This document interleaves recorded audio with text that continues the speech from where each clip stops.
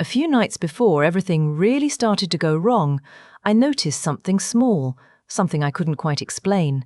At first, I told myself it was nothing, just one of those things you imagine when you're not used to being alone. But it didn't go away. That feeling just stayed there, quiet, uncomfortable. My name is Clara Whitmore. I'm 62 years old, and until recently, my life was very simple. 6 months earlier, my husband passed away. It wasn't sudden. We knew it was coming, but that didn't make it easier. His name was Edward. We were married for over 40 years. He had this way of making everything feel steady, even when things weren't. If something went wrong, he didn't panic. He just handled it. And somehow, that made everything feel manageable. When he died, that feeling disappeared with him. The house didn't feel the same after that. It was the same walls, same furniture, same quiet evenings. But something was missing. And you noticed that kind of absence more at night. After the hospital bills and everything that came with it, there wasn't much left financially. I didn't have the luxury of stopping. So I kept going. I stayed in the house. Even though it didn't feel like home anymore, it's small, a little worn down, but it holds a lot of years. We bought it when the neighborhood was different, livelier, more open. Now, people keep to themselves. My daughter lives in another state. We talk when we can. But she has her own life. Most days, it's just me here. At my age, I couldn't afford to stop working, so I found a night job. It's not the kind of place people notice. From the outside, it looks like any other storage building. Inside, it's filled with records, legal files, settlements, documents that aren't supposed to go missing. My job is simple. I check records, compare details, make sure everything matches. If something doesn't, I flag it. It's quiet work. Most nights, I barely speak to anyone. My shift ends close to midnight. For a while, I managed with public transport. But eventually the schedule changed, and the last bus started leaving before I finished. Walking home that late didn't feel like a good idea. So, after some convincing from my daughter, I started using a ride service. That's how I met Marcus. The first time he picked me up, I almost didn't get in. The street was empty, completely empty, and his car was the only one there. I remember standing there for a second, just looking at it, thinking, maybe I should wait for another one. But everything on the app looked fine, good rating, plenty of trips. So I got in and gave him my address. Long shift? He asked. Always, I said. That was it. He didn't push the conversation, didn't try to fill the silence. And honestly, I appreciated that. After a long shift, quiet felt better than talking. After that night, he kept showing up. Same time, same place. It wasn't planned, but it became routine, and routines have a way of making you feel safe. Marcus noticed things, small things. If I looked tired, he drove a little more carefully. If it was cold, he adjusted the heat without asking. He didn't say much, but he paid attention. One night, I brought a cup of tea with me. The next night, I brought an extra one. You don't have to do that, he said.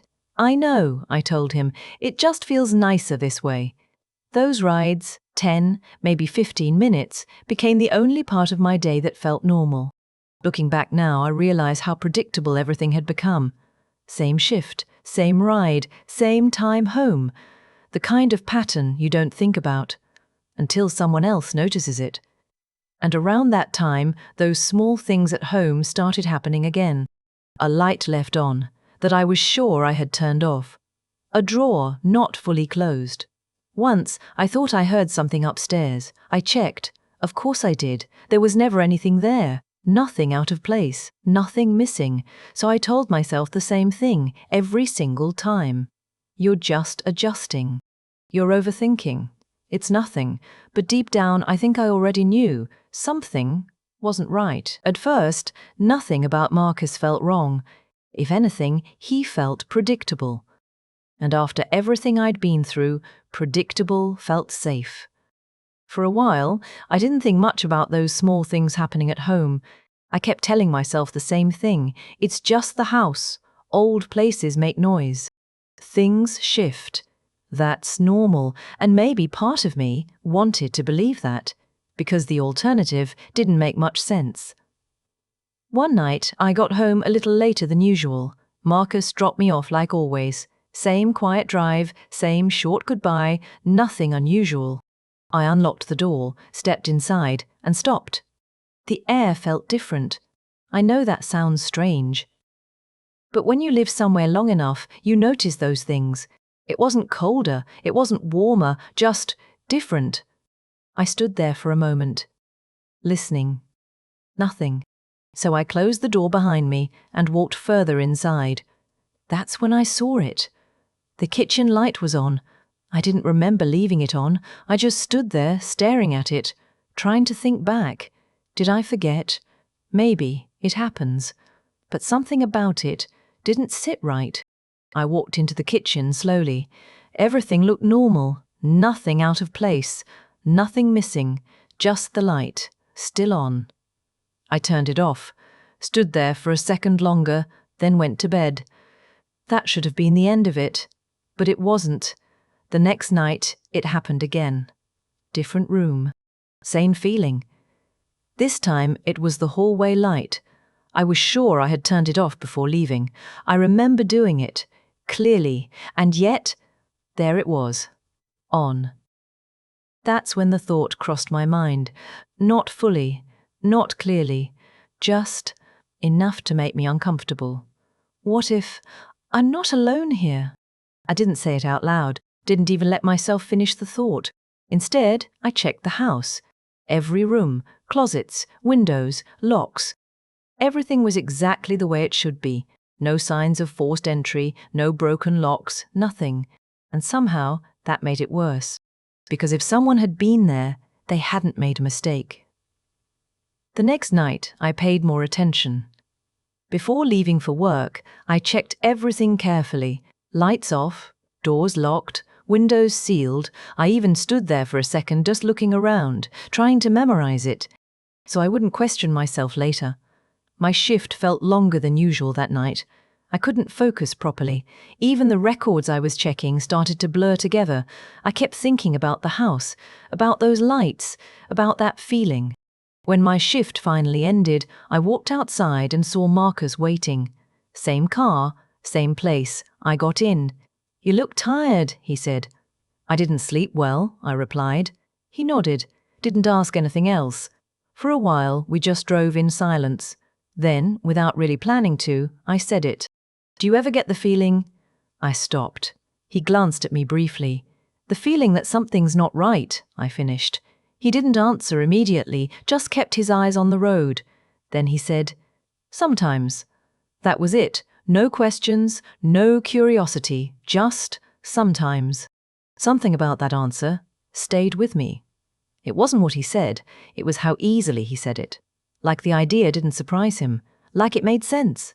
The rest of the ride was quiet. When we reached my house, I didn't get out right away. I don't know why. I just sat there for a second, looking at the house. Dark. Still. "You all right?" he asked. I nodded. "Yeah, just tired." I stepped out of the car, closed the door.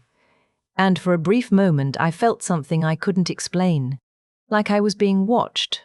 Not from inside the house, but from somewhere close. I turned slightly, just enough to look around. Nothing. The street was empty, completely quiet. Marcus's car was still there, engine running. And for a second, I thought he was looking at me. I couldn't see clearly through the reflection, but it felt like it. Then the car pulled away, just like every other night. I stood there a little longer than usual. Then I unlocked the door and stepped inside. And the first thing I noticed was the light, already on. This time, I knew I hadn't left it like that. And that's when the thought came back. Clearer now, stronger. Someone had been inside. That night, I didn't sleep. I tried, I really did, but every small sound felt louder than it should. The house creaked, like it always had. But now, it didn't feel normal, it felt intentional, like something was moving just out of sight. I stayed in bed, staring at the ceiling, listening, waiting. At some point, I must have drifted off, because the next thing I remember was the alarm going off, morning, and for a second, everything felt normal again. Daylight has a way of doing that. It makes things feel smaller, less real. I got up, walked through the house. Everything looked fine. No lights on, no doors open, nothing out of place. I almost convinced myself it had all been in my head, almost. But something inside me wasn't ready to let it go. So before leaving that morning, I did something different. I tested it. I turned on the kitchen light and stood there watching it. Then I turned it off, slowly, like I was marking the moment. Then I checked the front door, locked it, checked it again. And just before stepping out, I stopped. Something about this felt important. So I pulled out my phone, and I took a picture. The kitchen, the hallway, the door, everything exactly the way I left it. I didn't fully know why I did it, but it felt necessary, like I needed proof. That night at work, I couldn't focus at all. The files in front of me felt meaningless, names, dates, numbers. None of it stayed in my head. I kept thinking about the house, about those lights, about that feeling. And then something else started bothering me. The records. At first, it was just a small detail, a file that didn't match, a name that showed up twice in 2 different cases. That happens sometimes. Clerical errors. But this felt different. The dates didn't line up. The signatures looked off. I leaned closer, reading it again, and then again. Something about it was wrong. Not messy, not careless, wrong in a way that felt deliberate. I flagged it, set it aside. Told myself I'd come back to it later, but I didn't, because something about it made me uncomfortable. The rest of the shift dragged on, and by the time it ended, I just wanted to go home. Marcus was there, like always, waiting. I got into the car and closed the door quietly. "You okay?" he asked. I hesitated, then nodded. "I think so," I said, but my voice didn't sound convincing. He didn't respond. Just started driving. A few minutes passed in silence. Then I said it. "I checked the house before I left." He glanced at me briefly. "Checked it how?" he asked. "I made sure everything was exactly the same," I said. "And when I got back..." I stopped. The words felt heavier now. It wasn't. He didn't react, not immediately, just kept driving. Then he said, "Maybe you forgot. Simple. Calm. Too calm." "I didn't forget," I said. This time I was sure. He nodded slightly, like he accepted that, but didn't question it. And again, something about that felt off. When we reached my house, I felt that same hesitation, that same pause before getting out. "You should check your locks," he said. I looked at him. "I always do," I replied. He gave a small nod. "Just saying." I stepped out of the car, closed the door, and again that feeling, stronger this time, like something was wrong, not just inside the house, but around it. I turned toward the door, unlocked it, and stepped inside slowly. The first thing I did was check the kitchen. The light was off, exactly how I left it. I exhaled slightly. Maybe I really was overthinking it. But then I noticed something else. The chair.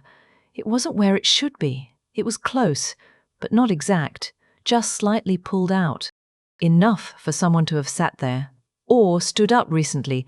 I didn't move, just stared at it, trying to convince myself there was a simple explanation. But there wasn't. Because I remembered. I remembered pushing it in, completely. Before I left. Slowly, I stepped closer. Careful. Like I didn't want to disturb anything. And that's when I saw it, on the table. Something small. Something that definitely hadn't been there before. A single cup, placed neatly in the center, not mine, and not something I had left behind, which meant someone else had been sitting there, waiting.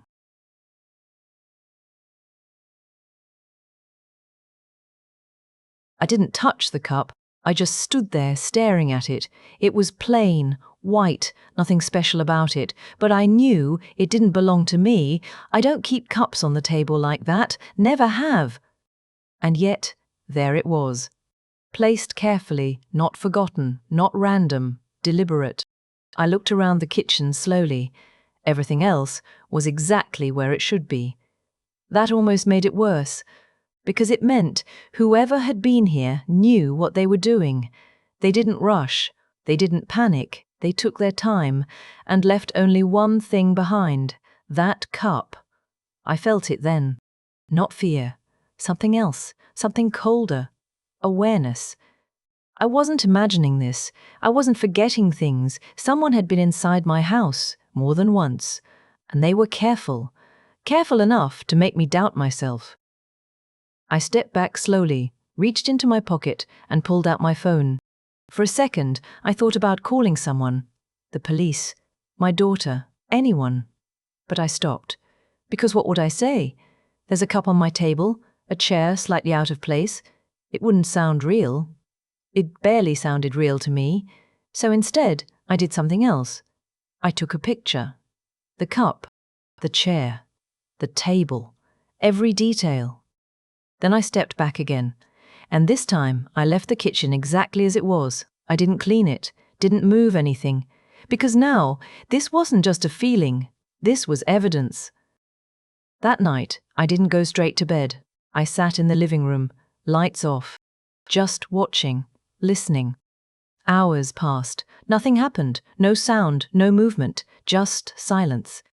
But it didn't feel empty, it felt occupied, like something was there, even if I couldn't see it. At some point, I realized something. If someone had been coming into my house, they weren't doing it randomly. They knew my schedule. They knew when I was gone and when I would be back. Which meant this wasn't just about the house anymore. This was about me. The next morning, I made a decision. I wasn't going to ignore it anymore, and I wasn't going to wait for it to happen again. If someone was coming into my house, I was going to know. That evening before work, I set things up. Nothing obvious, nothing someone would notice right away. I moved the chair slightly again, placed a small object near the door. Something easy to overlook, but impossible to replace exactly. And then I did one more thing. I left my phone recording. Hidden. Facing the kitchen. My hands weren't shaking. Not anymore. That part was gone. Now I just wanted answers. That night at work felt different. I wasn't distracted. I was focused, waiting for the shift to end, for the moment I could go back and see. Marcus was there again. Of course he was. Same car, same place. But this time, I looked at him differently. Not just as the driver, as someone who knew my routine, someone who saw me every night. "You look better," he said. "I feel better," I replied. That wasn't entirely true, but it was close enough. The drive was quiet, but the silence felt different now. He wasn't just part of my routine anymore, he was part of the pattern, and I couldn't ignore that. When we reached the house, I didn't hesitate this time. I stepped out immediately, didn't look back, didn't wait. I unlocked the door and walked in, straight to the kitchen. My heart was steady, too steady. The chair was moved, not by much, but enough. The small object near the door wasn't where I left it, and the cup was gone. But that wasn't the worst part, because when I checked my phone, there was a recording, and it wasn't empty.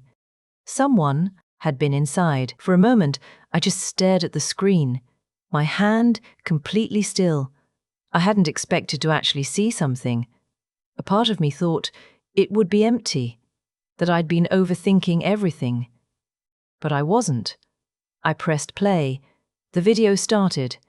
At first, nothing, just the kitchen, exactly how I left it. Still, quiet. Minutes passed. Too many, I almost skipped forward. But then something changed. The light, it flickered slightly, and then it turned on, slowly, like someone had reached for the switch. But no one was there. At least, not at first. I leaned closer to the screen, my eyes fixed on the doorway, and then I saw movement. A shadow. Faint. Barely there, but real. Someone stepped into the frame. Calm. Unhurried. Like they had done this before. I felt my chest tighten. Not panic. Something sharper. Recognition. The person walked into the kitchen, stopped near the table, and sat down. Exactly where the chair had been moved, exactly where the cup had been. I couldn't see their face clearly, but something about the way they moved felt familiar. Too familiar. They reached forward, placed something on the table. The cup, then just sat there, not doing anything, not searching, not rushing, just sitting, like they were waiting. Minutes passed, and then they stood up, turned slightly toward the camera, and for a brief moment the light caught their face. I froze, because I knew that face. I had seen it every single night in the driver's seat. Marcus. The video ended, just like that. No sound, no explanation, just proof. I lowered the phone slowly. Everything made sense now. The timing, the routine. He knew exactly when I was gone, exactly when I would come back, and exactly how to move through my house without leaving anything behind, except doubt. But not anymore, because now I knew, and this time I wasn't going to ignore it. I wasn't going to wait. The next night, I didn't go to work. I stayed home, lights off, sitting in the dark, waiting. No fear, just patience. Hours passed. Then I heard it, the door, not forced, unlocked, slow, careful, like he had done it before. Footsteps, quiet, measured, moving through the house, getting closer. To the kitchen, to me. I didn't move, didn't make a sound. And when he stepped into the room, I spoke. I've been waiting. He stopped. Complete silence. For a moment, neither of us moved. Then he said, "You weren't supposed to be here." His voice calm, like this was normal to him, like I was the problem. I stood up slowly. "This is my house," I said. My voice didn't shake, not even a little. For the first time, I wasn't confused. I wasn't doubting myself. I knew exactly what was happening, and so did he. He didn't come closer, didn't try to explain. He just stood there. And in that moment, everything shifted. He wasn't in control anymore. I was, and he knew it. Some people think danger looks obvious, loud, aggressive, easy to recognize, but sometimes it's quiet, patient. It learns your routine, earns your trust, and waits. So if you've ever had that feeling that something isn't right, don't ignore it, because I almost did, and it nearly cost me everything. If you want to hear more stories like this, you can stay. Just subscribe to the channel, and before you go, tell me something. What time is it where you're watching this right now? I don't know why, but it always feels different at night, so write it down in the comments. And next time, pay attention, because not every warning comes twice.